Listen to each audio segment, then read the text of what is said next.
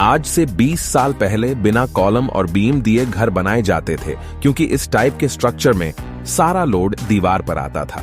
इसलिए first floor में घर का नक्शा चेंज नहीं किया जाता था। फर्स्ट फ्लोर की दीवार ग्राउंड फ्लोर की दीवार के ऊपर दी जाती थी।